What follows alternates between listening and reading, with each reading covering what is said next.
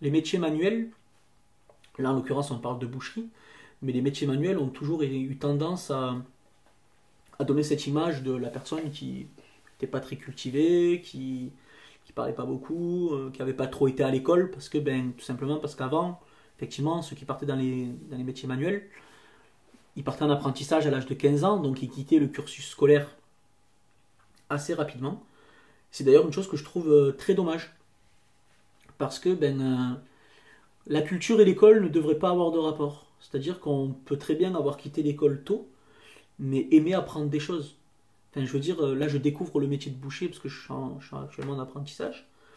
Et franchement, il faut quand même en avoir dans la tête, il y a quand même énormément de choses à retenir.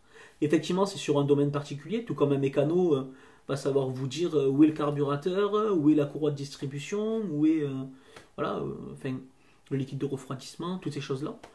Donc il faut quand même avoir une tête, la seule différence c'est qu'on l'utilise d'une autre manière. Voilà. Moi j'ai l'avantage d'avoir eu l'occasion de pouvoir remplir ma tête avec d'autres choses avant et de pouvoir la remplir avec d'autres choses maintenant. Mais c'est vrai que, comme vous dites, effectivement, le boucher en général, il n'est pas vu comme le couteau le plus aiguisé du tiroir, quoi. Voilà. Chose qui est dommage parce que il ne devrait pas en fait y avoir de comparaison ou de rapprochement entre le métier que vous faites et ce que vous êtes. Voilà. Je travaille dans cet emploi, oui, donc je suis boucher parce que je travaille en boucherie, mais ma vie entière, c'est pas la boucherie. Je fais des choses en dehors. Je lis, je regarde la télévision, je parle avec des gens. Et c'est le cas pour tout le monde. Tout comme un docteur peut très bien être médecin, mais ne pas avoir beaucoup de sujets de conversation.